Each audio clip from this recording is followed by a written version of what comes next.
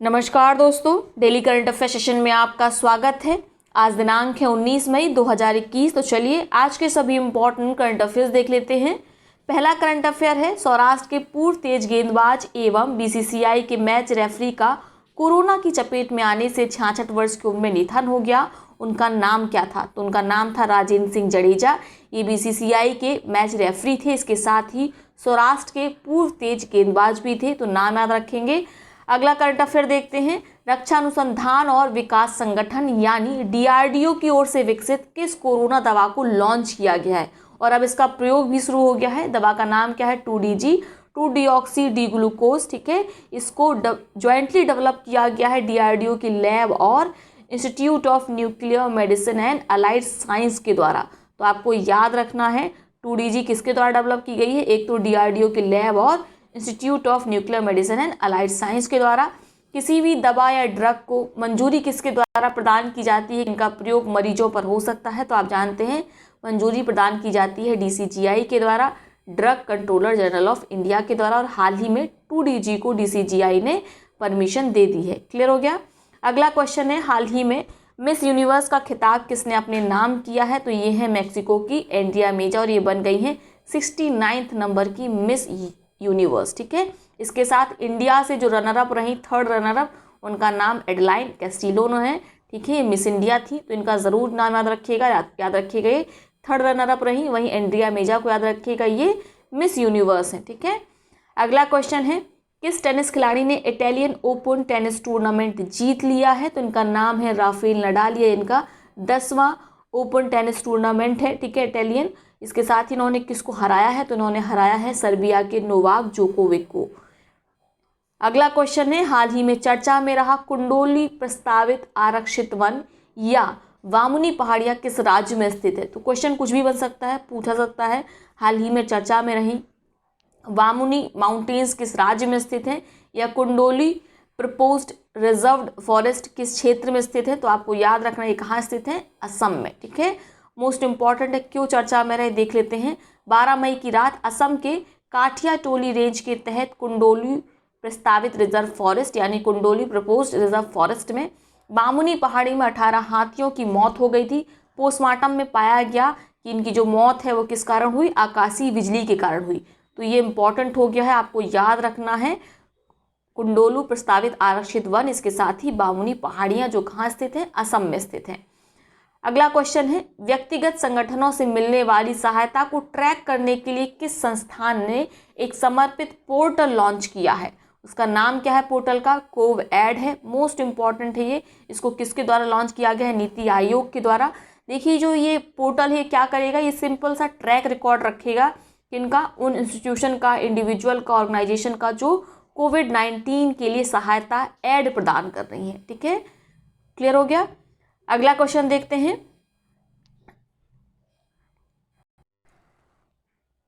हाल ही में नागालैंड के किस पर्यावरणविद ने विटली अवार्ड 2021 जीता है? तो ये भी मोस्ट इंपॉर्टेंट है, ये पूछा ही जाएगा, आपको याद रखना है। ये नागालैंड के नुकुफोम, इन्हें मिला है हाल ही में क्या? विटली अवार्ड। ठीक है, इसे सम्मानित किया गया है। इसे ग्रीन ऑस्कर भी कहा जाता है, तो इस पॉइंट को भी नोट रखिएगा। अगला क्वेश्चन देखते हैं, हाल ही में प्रोफेसर MS नरसिम्हन का निधन हो गया। वे किस रूप में प्रसिद्ध थे? तो वे थे महान गणितज्ञ। ठीक है, MS नरसिम्हन जो गणित से संबंधित है, मैथ से रिलेटेड है, वो इनका नाम ऑलरेडी जानते होंगे।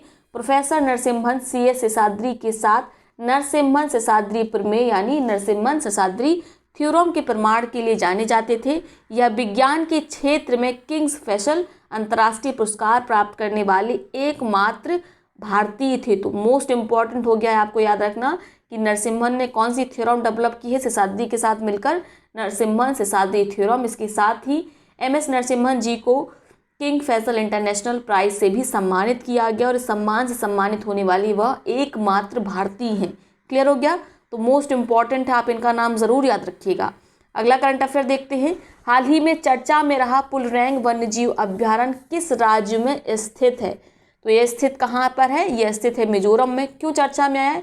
यहाँ पर हाल ही में एक ट्री फ्रॉग की खोज की गई है जो मान लिया गया था विलुप्त हो गया है, लेकिन विलुप्त होने के बाद ये हाल ही में पुलरोंग वन्यजीव अभ्यारण्य में देखा गया, जिसके बाद पुलरोंग वन्यजीव अभ्यारण्य चर्चा में आ गया।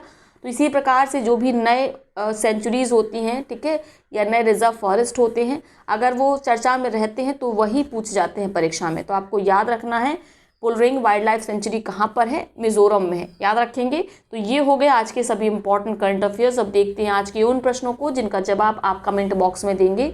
तीनों प्रश्नों का जवाब एक ही कमेंट में लिखिएगा, जिसका जवाब सबसे पहले सही सटीक आएगा उसके कमेंट को पिन किया जाएगा, साथ में उसका नाम अगले वीडियो में लिया जाएगा।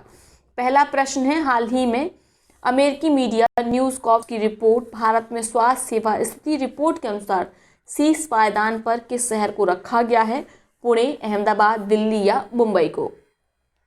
दूसरा क्वेश्चन है, भारतीय क्रिकेट कंट्रोल बोर्ड ने किसको टीम इंडिया का मुख्य कोच नियुक्त किया है। आपको बताना है फीमेल क्रिकेट टीम है उसका कोच किसको नियुक्त किया गया है। आपके ऑप्शंस हैं रमेश पोवार, राजेश पवार, प्रियंक भारद्वाज या इनमें से कोई नहीं। तीसरा और अंतिम प्रश्न है जिसका जवाब आप देंगे, भारतीय मूल की किस महिला को व्हाइट हाउस का वरिष्ठ सलाहकार नियुक्त किया गया है। Your options are Neha Tandon, Vanita Gupta, doctor Vivek Murthy या इनमें से कोई नहीं। अब देखते हैं उन पिछले प्रश्नों को जिनका सबसे पहले सही सटीक जवाब दिया गया हेमराज राणा जी के द्वारा, और हेमराज राणा जी की कमेंट को ऑलरेडी पिन किया जा चुका है। पहला क्वेश्चन क्या था, हाल ही में किसके द्वारा माइग्रेशन और डेवलपमेंट ब्रीफ नामक रिपोर्ट जारी की गई है। तो ये रिपोर्ट आप जानते हैं वर्ल्ड बैंक ने जारी की है, इसके बारे में विस्तृत रूप से हमने पिछले वीडियो में बताया है।